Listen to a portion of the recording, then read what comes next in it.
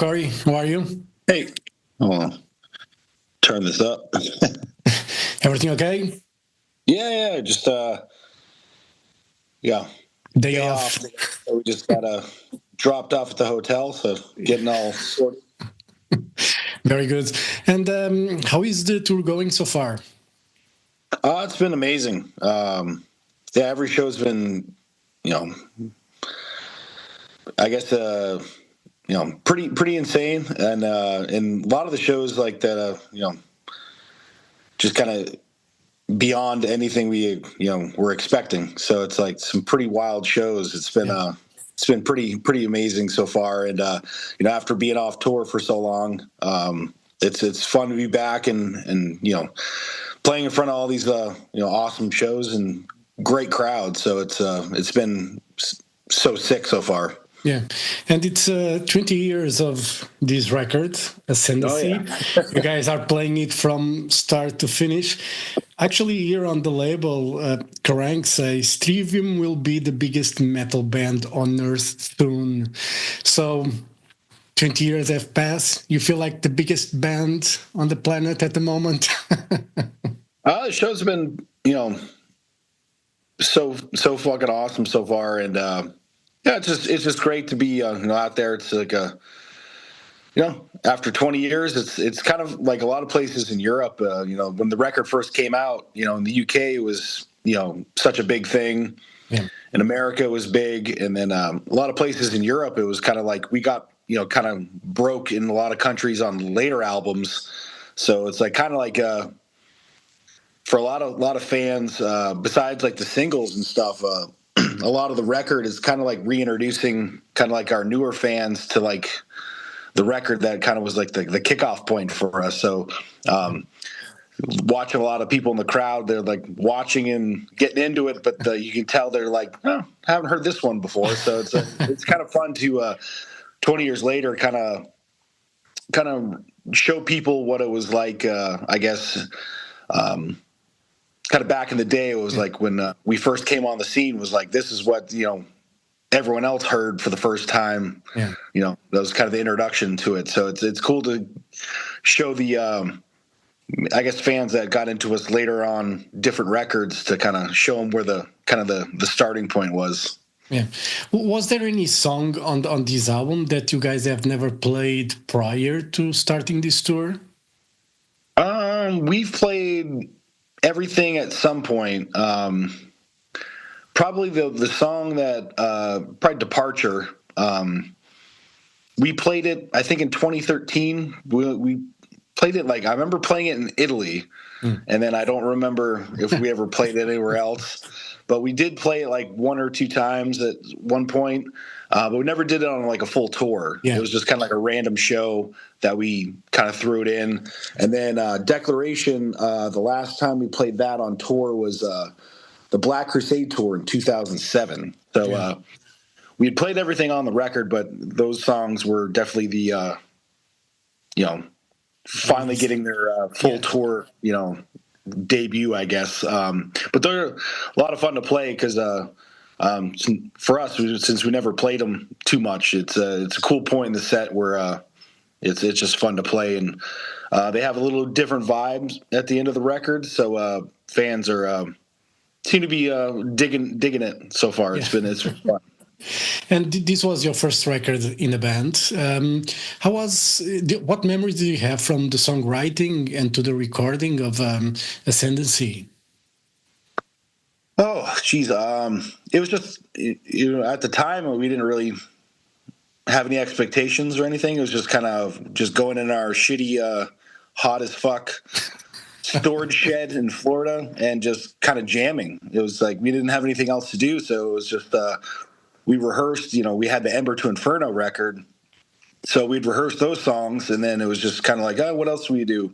So we just kind of fuck around and jam, and that's how a lot of the Ascendancy songs were just kind of like, oh, just play something and see what happens, and it's just kind of jamming, and that's how a lot of that record came out, and it was very organic, and it was just just nothing else to do. So we just kind of like just wrote songs, and it eventually became what it became, and So it's, a lot of that, and then also recording it was just at Jason Sukoff's studio. So it was first time being in the studio, so I didn't really know what to expect or anything. So it was just kind of like those early days where it's just kind of like your first experiences, kind of with everything. So it's just kind of, you didn't really think anything was going to be like a big moment or a monumental thing. It was just kind of like, oh, I guess we're just recording, and this is what recording's like, and all that stuff. So it's been fun kind of playing the songs and then kind of thinking back to like when we wrote them and how they came together in the first place, and then how some songs were kind of slow burns where you're like kind of up until recording the song it was kind of still like, what are we doing on this part? It was kind of, some songs were immediate, whereas like the first kind of thing we did was like became like the end result. And other songs, it kind of took a while to kind of figure out what the, certain parts were like, oh, this kind of there, kind of not. And you kind of were working on it until the, the final bell rang for the record. So it's cool to kind of play it now and kind of think back on, kind of like how each song developed in its own way. Yeah. And, obviously throughout 20 years, your guitar playing changed, you improved, your guitar sound and tone changed a bit as well. How do you, put the new Corey, guitar player into those older songs? Have you guys changed? When I mean change, I'm not changing like melodies or chords or anything, but what improvements have you made to those songs, if they needed any?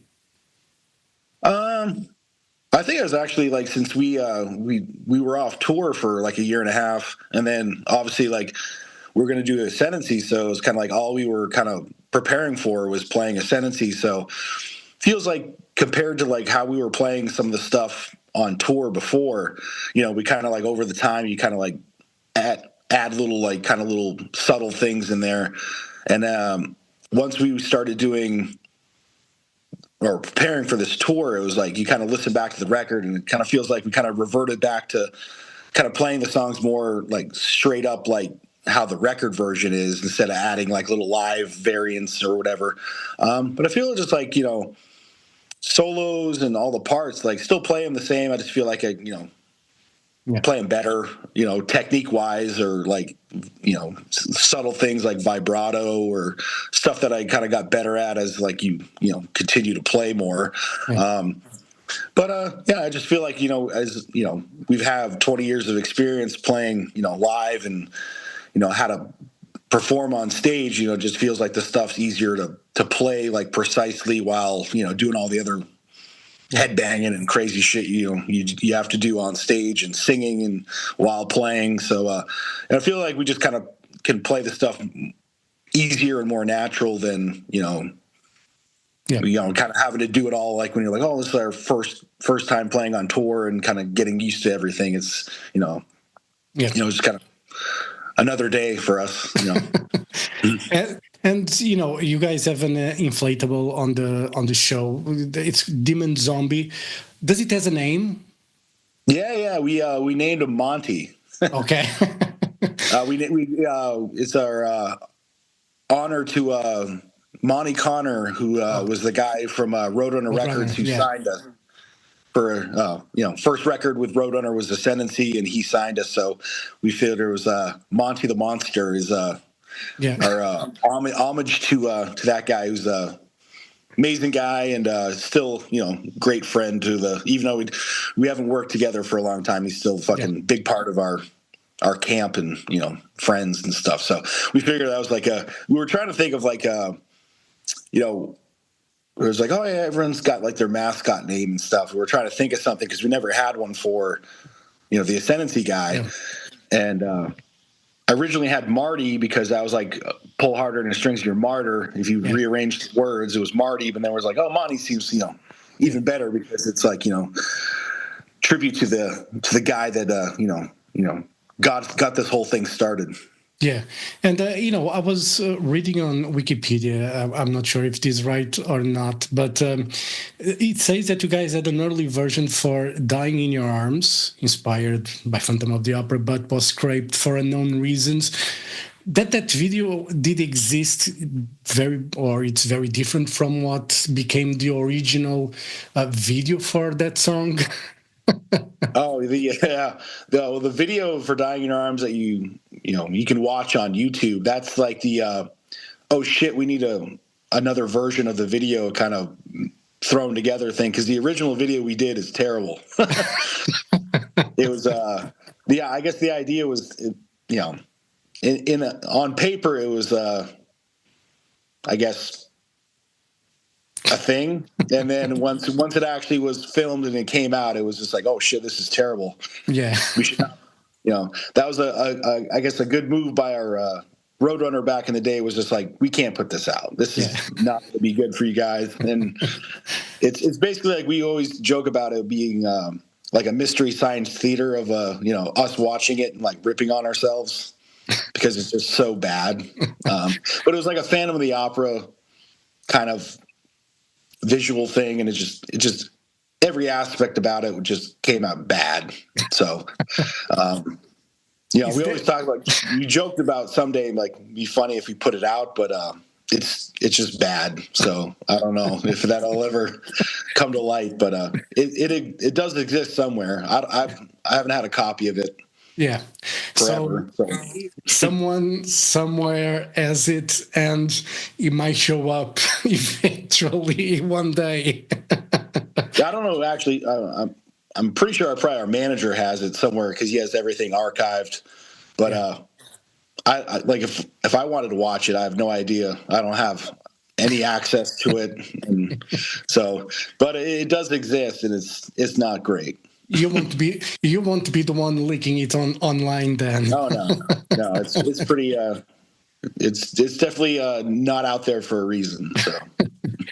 And after this tour, what are the plans? Are you guys working new music? What are the plans for Trivium for 2025, 26, and beyond? Yeah, well, we spent last year building our recording studio at our hangar, so we got that all up and running and stuff. And we're always working on some new stuff. And since it's been, what was that, 2021, I guess, was the last record came out or something like that.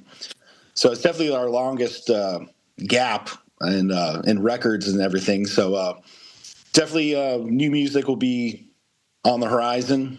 We've been working on some stuff. So yeah, we're definitely, that's like our kind of like, doing the Ascendancy anniversary thing. And then it's like, we definitely, the next thing on our plate is like, preparing for new record. And then obviously 2026 will be, new record, touring, festivals and stuff like that. So it'd be another busy year, just like this year, but it'll be like a, kind of flipping the page to kind of the next chapter, new music and moving forward, and kind of go from nostalgia to new stuff. So looking forward to it. We've been using the, when we were on break, rehearsing for the Ascendancy stuff, we kind of used like playing the Ascendancy as like our kind of mojo to kind of inspire us to write new music and stuff like that, kind of take that vibe and energy and kind of, use it to make new stuff. So we got some stuff on the, cooking, kind of marinating, and, with the new studio, we can kind of go in and start tracking whenever we got, stuff ready to go. So, hopefully, I don't know, sometime mid next year. I don't know exactly. We have no like timetable, but definitely there's some point next year, there'll be like a record, announcement or something coming out. So yeah. But we're looking forward to it. It's been by that time it'll be like 5-6 years since we had a new record out. So it's definitely definitely time. So, and to be fair, you guys, during we had the pandemic, you guys ended up touring for 2 records because you didn't tour for, the records that had came out. So you guys did the tour after the pandemic for 2 records. So it probably, it feels a bit like, you need some time to think about it and just, relax a bit, because it must have been a crazy time anyway for you guys as well. So. Yeah, we did basically put out 2 records in like a year, which is a lot, I guess, nowadays. So, doing that, I felt like we needed a little bit more of a kind of a breather space to kind of let everyone,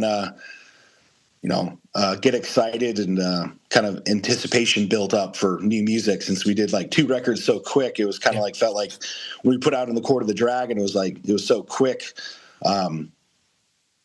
Kind of seemed like it was like maybe there wasn't as much like hype or anticipation because it was like so soon after putting out a record. So feels like, having a little bit more space will, get people a little more pumped up. They're not getting build anticipation is always good stuff. And just wrap it up. Speaking of festivals in summer, you guys are headlining Bloodstock in England in the summer.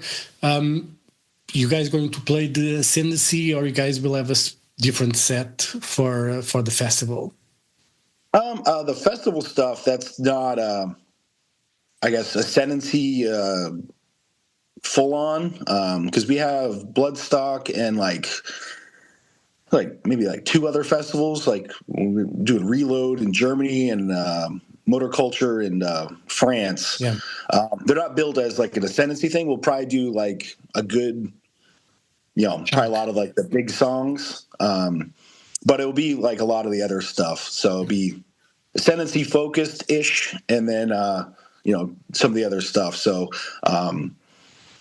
so they'll get a little taste of some of the other stuff. It like feels crazy because we haven't played another song from any of the other records in so long. It's kind of foreign at this point. Like forgot what our other songs are like. Feels like we only have 1 record at the moment.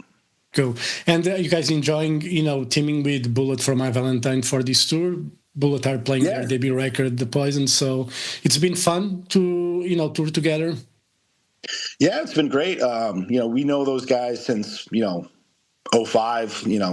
We both came out at the same time, so we kind of ran into each other a lot with both coming up at the same time, and just known each other over the years. And it's just crazy that, we've talked about it many times in the past over the years of like, hey, we should do a big tour together, blah, blah, blah. And like for whatever reason, the schedules never lined up, and they were, we were touring, they were doing a record, or vice versa. And it's just, the schedules never panned out. And then, we're just like, dude, this is the perfect time to, finally do it. Cause it's like a, big moment for both bands, kind of like both starting at basically the same time. So, it's been great. Those guys are awesome. We get along great, and, just finally, happy we're able to, finally make it happen. And the shows have been great. The fans seem to be all stoked and coming out in big numbers. So it's, definitely was a smart move, bringing everyone out to celebrate. So it's been, everyone's been having a great time. Cool. Right. Corey, thank you very much for your time. I'll see you in Lisbon at Campo, the Bull Ring. I'm looking forward to see Monty in full force. Should be fun. And okay, I'll see you in Lisbon. Have a great tour. And, at the end of this month, I'll see you in Lisbon. All right? Thank you. Perfect. Have a great day. Thank you. Thank you. Bye-bye. Bye.